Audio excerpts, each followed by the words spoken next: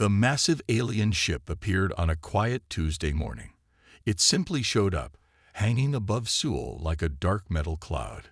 Captain Do-won Kim was eating his breakfast when the emergency call came through. His coffee cup stopped halfway to his mouth as he watched the news footage on his kitchen screen. "This is not a drill," said the voice on his phone. "All senior military officials report to headquarters immediately." Do-won grabbed his uniform jacket and ran out the door. As he drove to the military headquarters, he could see people standing in the streets, pointing up at the sky. The alien ship was visible from everywhere in the city, a huge dark shape that blocked out the sun. At headquarters, Major Ji-soo Park met him at the entrance. Her usually neat hair was messy, and she hadn't even buttoned her uniform correctly. "They're broadcasting on all frequencies," she said, walking quickly beside him. "They want to talk." The command center was full of nervous energy. Generals and politicians crowded around screens, watching the alien ship. Someone had managed to get close-up images. The ship looked like polished black metal, with strange purple lights glowing along its sides. "Captain Kim," General Lee called out, "you're our best diplomat. We need you to lead the first contact team." Do-won nodded. He had handled difficult negotiations before, but nothing like this. "What do we know about them?" "They call themselves the Varen," Ji-soo said, showing him a tablet with the alien transmission. "They say they're here to welcome us to the galactic community." 4 hours later, Do-won stood in the newly prepared meeting room at the UN building in Seoul. His team included Ji-soo and 5 other experts in various fields. They all watched as the air in the center of the room began to shimmer. The Varen appeared in a flash of purple light. They were tall, at least 7 feet, with gray-blue skin that seemed to shimmer. Their leader stepped forward, looking down at the humans with 4 bright yellow eyes. "I am High Commander Nexus," the alien said in perfect Korean. Some kind of translator technology made its mouth movements match the words. "We have come to lift you into civilization." The way Nexus said it made Do-won's stomach tight. There was something in the alien's tone, like an adult talking to a very small child. "We welcome you to Earth," Do-won said carefully. "I am Captain Do-won Kim, representing the United Earth Council." Nexus made a sound that might have been a laugh. "How quaint. You still use military rankings, and you consider your little planetary government a council." The alien walked around the room, looking at everything with obvious amusement. "Tell me, do you still use combustion engines for your vehicles?" "We have various transportation technologies," Ji-soo said. Her voice was calm, but Do-won could see her hands were tight fists at her sides. Yes, I'm sure you think you do." Nexus waved a hand dismissively. "We have reviewed your technological level. Quite primitive, really. But don't worry, we're here to help you grow up." The meeting went downhill from there. The Varen showed them images of their empire. Thousands of worlds, massive space stations, ships that could cross galaxies in days. But every description came with that same condescending tone. "Your weapons are particularly amusing," another Varen official said, showing a hologram of Earth's most advanced fighter jet. "Like toys, really. Children playing at war." Do-won kept his face neutral, but he saw Ji-soo's eyes narrow. She had helped design some of those defense systems. The Varen's message became clear. Earth would join their empire as a protectorate. They would guide human development, control human expansion into space, and oversee human technology advancement. It wasn't really a request. "We'll need time to discuss this with our governments," Do-won said. Of course," Nexus said, patting Do-won's shoulder like a parent praising a child. "Take all the time you need. We understand simple minds need longer to process complex matters." After the Varen left, Ji-soo slammed her hand on the table. "Did you see their ship's specs? Their armor? Their weapons?" She pulled up the data they'd been shown. "They think we're too stupid to understand any of this. They showed us everything." Do-won looked at the technical data. The Varen had indeed shared a lot of information, probably thinking humans couldn't possibly understand it or use it. They see us as children, he said quietly. And that's their mistake. Over the next few weeks, more Varen ships arrived. They positioned themselves over major cities around the world, a constant reminder of their presence. They gave lectures at universities, showing off their advanced technology while talking down to human scientists. They visited military bases, laughing at human weapons and defense systems. "Look at their little missiles," Varen officers would say. Adorable. But they didn't notice how carefully humans were listening. They didn't see how every piece of Varen technology was being studied.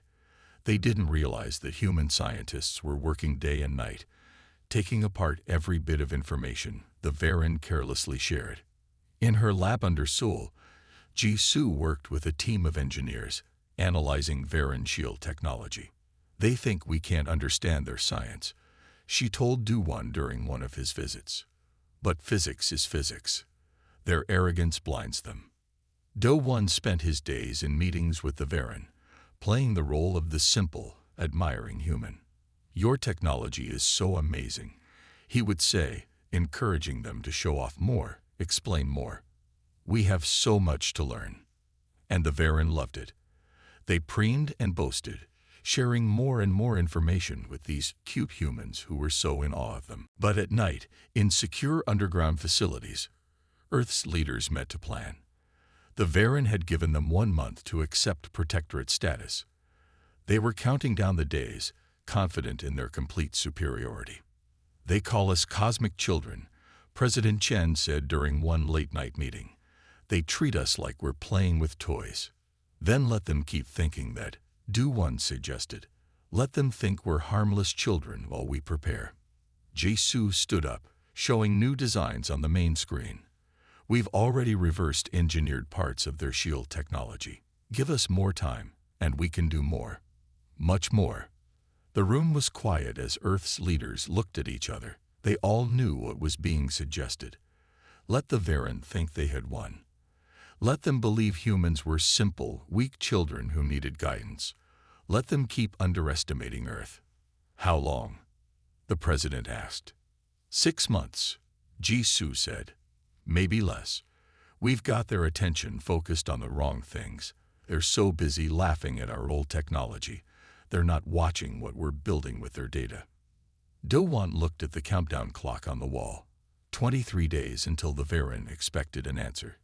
23 days to convince them that humans were exactly what they thought. Harmless children who needed protection. "We accept their offer," he said. "We act grateful, humble, and we let them think they're teaching us basic science while our real work continues in secret." The president nodded slowly. "And then?" Do-won smiled, but there was no humor in it. "And then we show them exactly how wrong they were about humanity." As he left the meeting, Do-won looked up at the Varen ships glowing in the night sky. Soon, they would learn what humans were really capable of. Soon, they would understand their mistake. But for now, Earth would play the part of the cosmic child, learning at the feet of their wise teachers. And the Varen, secure in their superiority, would never see the truth until it was too late. In his fancy quarters aboard the main Varen ship, High Commander Nexus wrote his daily report to the Empire. "The humans continue to be charmingly primitive," he wrote. "They are like children discovering the universe for the first time. Their weapons are toys, their technology is basic, and their understanding of cosmic principles is laughably simple. They will make an entertaining addition to our empire." He had no idea that at that very moment, deep under the cities of Earth, those simple humans were already taking apart his empire's greatest technologies. He didn't know that the children he so easily dismissed were preparing to teach him a lesson he would never forget. The game was on, and humanity was playing to win. 3 months after Earth accepted its role as a Varen protectorate, Colonel Han Bin Lee stood in a hidden facility deep beneath the mountains. Around him, hundreds of engineers and scientists worked on projects that officially didn't exist. The colonel smiled as he watched Dr. Yuna Kang adjust her latest invention. "Show me," he said. Yuna pointed to a small metal cube on her workbench. The Varen gave us their basic shield technology, thinking we couldn't understand more than simple protection fields. She pressed a button, and the cube disappeared. Not just invisible, it was completely gone from all their sensors. Perfect darkness, she said proudly. No light, no heat, no energy signature. Nothing for their sensors to detect. Han Bin picked up another cube, or tried to. His hand passed right through where he could see it. And this hologram, Yuna said. They taught us their simple projection technology. We improved it. Now we can make their sensors see whatever we want them to see. The colonel nodded slowly. How soon can we scale this up? For ships. We're already testing it. Lieutenant Da-hyun Choi is running the first prototype now. High above the hidden facility, in the cold darkness of space, Da-hyun sat in the cockpit of what looked like a normal satellite. To the Varen ships patrolling Earth's orbit, it was just another piece of primitive human technology, hardly worth noticing. They didn't see when her ship vanished from all sensors. They didn't notice as she flew right past their patrols, testing the limits of Earth's new stealth system. This is amazing, she whispered, watching a massive Varen cruiser pass within meters of her position. They had no idea she was there. All their advanced sensors saw nothing. Back on Earth, the Varen continued their teaching. They held seminars at universities, explaining basic spaceflight to human scientists who nodded and took careful notes. They demonstrated their advanced weapons to military officers who acted suitably impressed. Look how excited they get over simple particle physics, one Varen instructor told another, watching a group of human scientists examine their technology. Like children seeing their first star chart. The Varen didn't realize those same scientists had already built something far beyond particle weapons. They didn't know that every piece of technology they showed off was being taken apart, studied, and improved in secret facilities around the world. In her lab, Yuna worked with teams from every major nation. The old rivalries of Earth were forgotten in the face of the Varen threat. Chinese quantum physicists worked alongside American engineers. Russian computer experts traded ideas with Japanese robotics specialists. They think we're still fighting among ourselves, Yuna told Han Bin during one of their daily meetings. The Varen don't understand how humans come together when faced with a common enemy. The colonel checked his secure tablet, reviewing reports from other facilities. How many ships can we build with the new stealth system? 50 are already complete, Yuna said. Hidden in old mining facilities, underwater bases, mountain bunkers. The Varen sensors see only what we want them to see. Abandoned industrial sites, defunct military bases. In orbit, Da-hyun's test flights became bolder. She led a small team of pilots, teaching them to use the new technology. They practiced flying their invisible ships in formation, moving through the Varen fleet like ghosts. They're so confident, she told her team after one practice run. Their ships are huge, powerful, and completely blind to us. The Varen were indeed confident. High Commander Nexus had been promoted for his successful handling of Earth's integration into the Empire. He often boasted about how smoothly everything had gone. Humans are such agreeable students, he told other commanders. They accept their place so willingly, much easier than some species we've had to convince more forcefully. But he never saw the hidden cameras recording his every move, never noticed the tiny drones that collected data on Varen ship movements. The humans, he thought, were simply grateful students were building a database of every Varen weakness, every blind spot in their defenses. 6 months after accepting Varen rule, Earth was ready. The Ghost Fleet, as Da-hyun's pilots called it, was complete. Hidden bases around the planet were fully operational. Every major Varen installation had been mapped and studied. In the mountain facility, Han Bin met with Earth's military leaders. The room was secured with technology reverse-engineered from Varen communication systems and improved so the aliens couldn't detect it. Status report, the general in charge asked. Han Bin displayed a hologram of Earth and its orbit. We have stealth ships positioned near every major Varen facility. Our pilots can fly through their formations without being detected. The Ghost protocol is ready." "And the Varen?" someone asked. Yuna stepped forward, still completely unaware. Her own sensor technology, which they think we barely understand, has been modified to show them exactly what they expect to see: a peaceful, obedient Earth. Dahyun's voice came through the secure channel from orbit. "My teams are in position. We can begin operations whenever you give the order." The general looked around the room.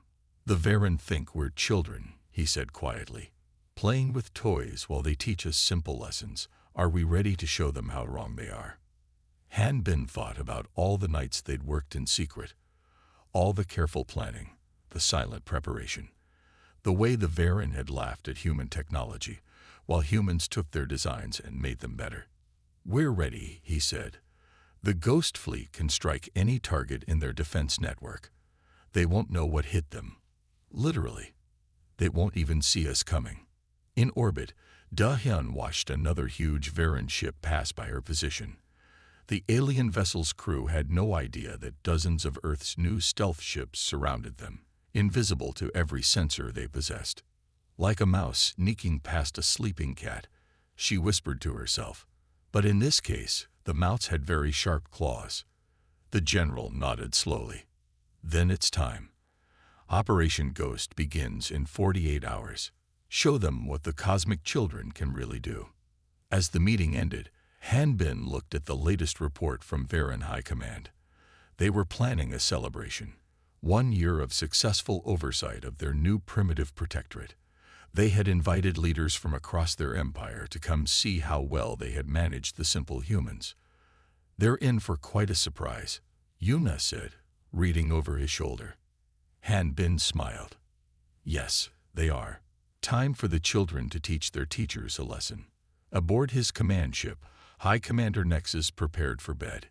He had spent the day reviewing human progress reports, amused by their excitement over learning basic spaceflight principles. Such simple creatures, he thought. So easy to control.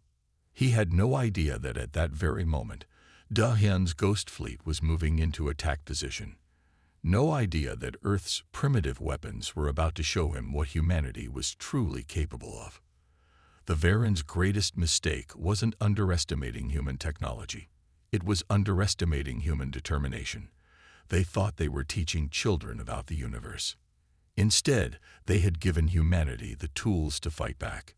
And in 48 hours, the Empire would learn exactly what their cosmic children had learned from their lessons. The first Varen patrol disappeared on a quiet night shift. One moment, the ship was there, reporting normal status. The next moment, nothing. No distress signal, no debris, no sign of what happened. "Probably those clumsy fools got lost again," the Varen command officer said, not even looking up from his entertainment screen. "They'll turn up." They didn't. Captain Sun Woo Park sat in his invisible ship, watching the captured Varen patrol vessel being towed silently through space. The alien ship's crew were all asleep, knocked out by a gas that Earth scientists had developed using the Varen's own medical data. "Ghost leader to base," he whispered into his comm unit. "First package secured. No alarms raised." In her command center beneath the mountains, Commander Minji Cho marked the first success on her display. "Excellent work, Ghost Leader. Proceed to Phase 2. Across Varen space, more patrols began to vanish. 2 ships here, 3 there, always during quiet periods, always without a trace. The Varen commanders blamed poor training, equipment malfunction, crew error, anything except what was really happening. They never saw the invisible Earth ships sliding through their defenses, never detected the silent weapons that disabled their vessels, never knew their mighty warships were being captured and hidden away in secret locations throughout the solar system. 3 days after Operation Ghost began, a Varen lieutenant ran into High Commander Nexus's quarters. "Sir, we've lost contact with Outpost 4. Nexus looked up from his breakfast. "Lost contact? What do you mean?" "The whole station, sir. Just gone. No warning. No signal. Nothing on any sensors. Now Nexus paid attention. A whole station vanishing was different from a few patrol ships going missing. He called up the sensor data himself, but there was nothing to see. The outpost had simply disappeared. What he couldn't see was Major Tahi Kim's strike team, using their stealth technology to capture the entire station. The Varen crew never knew what happened. One minute they were going about their duties. The next, they were all unconscious. Target secured, Tahi reported as her teams worked to hide the captured station. Moving to extraction point. Minji updated her strategic display. In just 3 days, Earth forces had captured 27 Varen ships and now their first space station. All without firing a single shot. All without being detected. The beauty of it, she told her staff, is that they still think we're primitive children playing with toys. They haven't even considered that we might be behind this. But the Varen were starting to worry. More ships disappeared every day. Strategic outposts went dark. Patrol routes became dangerous assignments. Ships would set out and simply never return. It must be some natural phenomenon, one Varen scientist suggested. Perhaps a new type of space anomaly. Or pirates. Another said, using some unknown technology. None of them suspected the simple humans they had mocked for so long. How could they? Humans were children, barely able to understand basic spaceflight. The Varen had seen their primitive technology, their simple weapons. They didn't know that those primitive humans had studied every piece of Varen technology, taken it apart, improved it, gone far beyond what the Varen thought possible. Sun Wu's ghost fleet grew larger with each captured ship.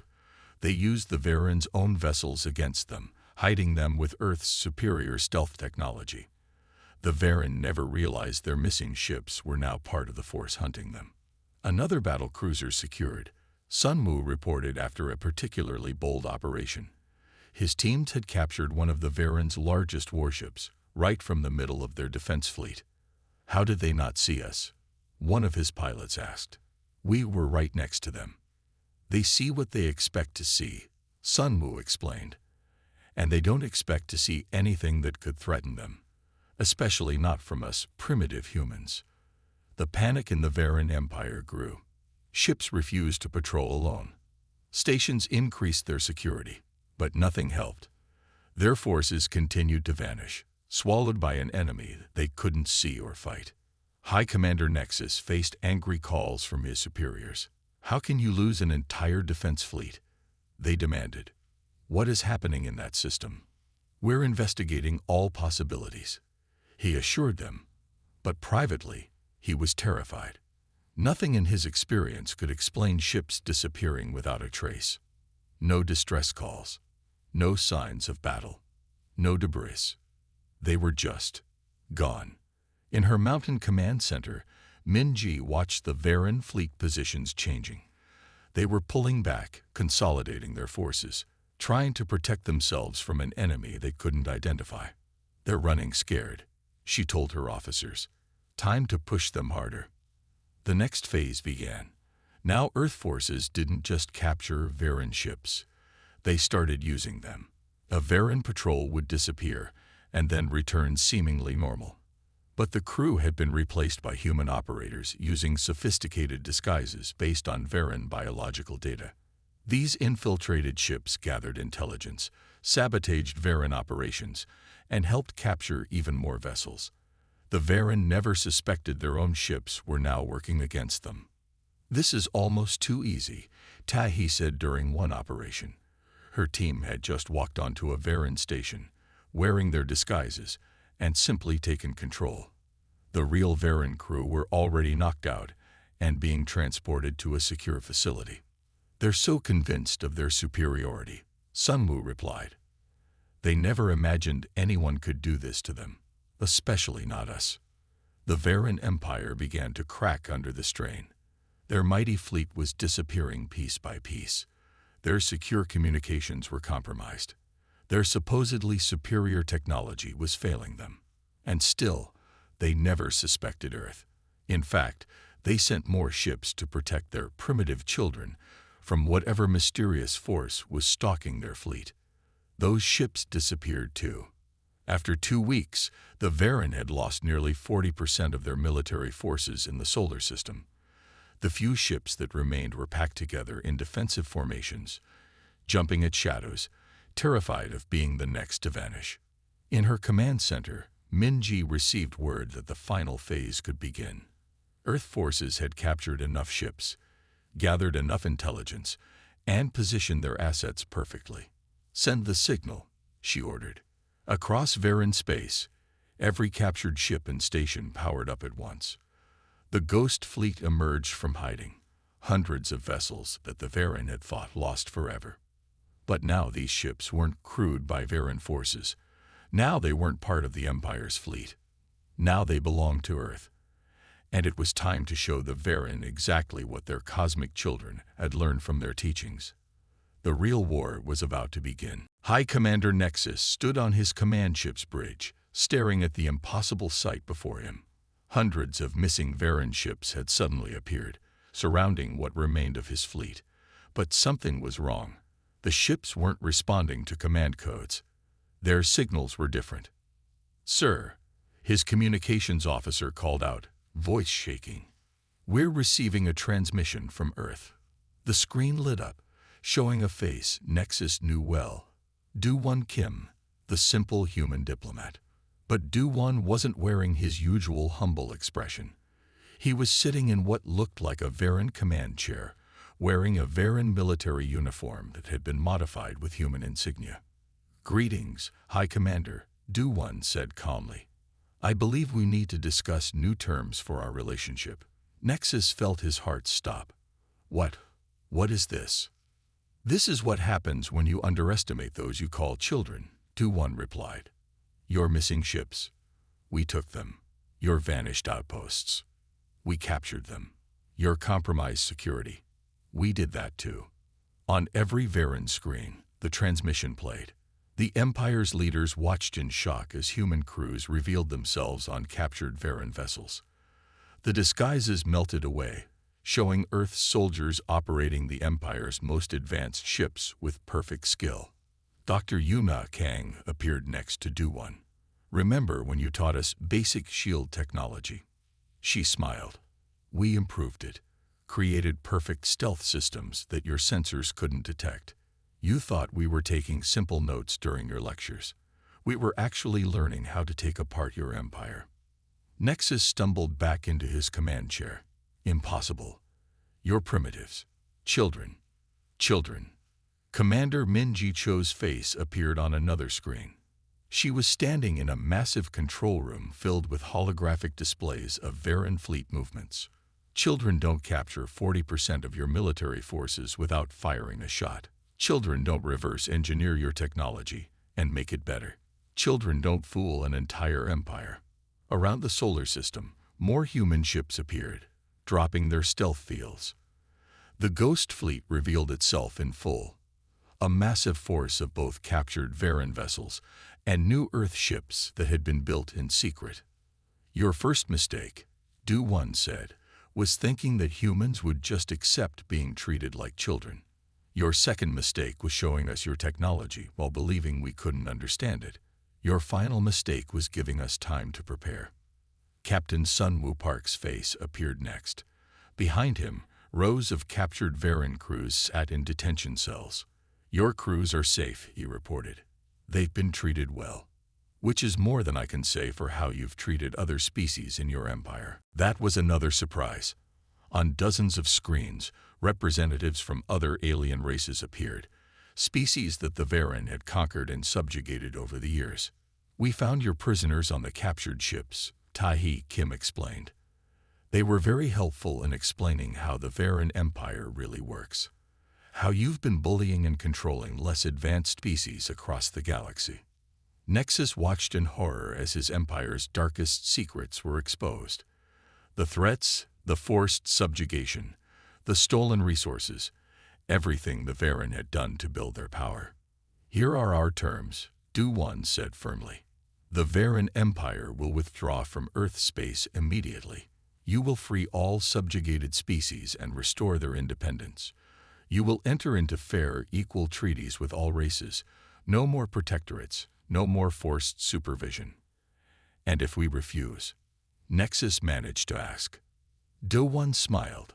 Then we'll be forced to show you everything else we've learned while you thought we were playing with toys. You've seen only a fraction of what humanity can do. To prove his point, several Earth ships demonstrated new weapons, improved versions of Varan technology that fired with devastating power. We don't want war, Do-One continued. We want peace. Real peace, between equals. Not your empire's false peace built on domination and contempt. Across Varan space, more human ships appeared. They had been hiding near every major Varan world, ready to strike if needed. The Empire was exposed, vulnerable, and outmaneuvered by the very species they had mocked. In her mountain command center, Minji watched as the Varan leaders argued among themselves. Some wanted to fight. Others could see the truth. They had already lost. To think, she said to her staff, all of this happened because they couldn't imagine that humans might be more than children playing with toys. Yuna nodded. Sometimes the best way to win isn't through superior force. It's through letting your enemy believe they're superior until it's too late. Finally, after hours of desperate discussion, the Varan High Command reached their decision. They had no choice. Humanity had beaten them at their own game, using their own technology and tactics against them. We accept your terms, Nexus said, his voice heavy with defeat. Do-One's expression softened slightly. Then let's begin building a better future, one where no species looks down on another, where we all learn from each other as equals. As the Varan fleet began their withdrawal from Earth space, cheers erupted in command centers around the world. Humanity had won not just their freedom, but a chance to reshape the galaxy's future. What do we do with all the captured ships? Sun Wu asked. We'll use them to help free other worlds, Do-One replied. The Varan weren't the only empire out there treating less advanced species like children. It's time to show the galaxy that technological advancement doesn't give anyone the right to dominate others. In the days that followed, Earth became a beacon of hope for oppressed species throughout the galaxy. The humans who had been mocked as cosmic children became known as liberators, teachers, and allies to all who sought freedom. And in the end, the greatest lesson wasn't about technology or military power. It was about the danger of underestimating others, about the foolishness of believing that any species was too primitive to learn, to grow, to fight back. The Varan had thought they were teaching humanity about the universe. Instead, humanity had taught them, and the entire galaxy, a lesson they would never forget. Never judge a species by their apparent technological level. Never assume that those you call children can't learn your weaknesses, and never, ever underestimate humanity's ability to survive, adapt, and overcome. Because sometimes, the children you mock today become the teachers you fear tomorrow.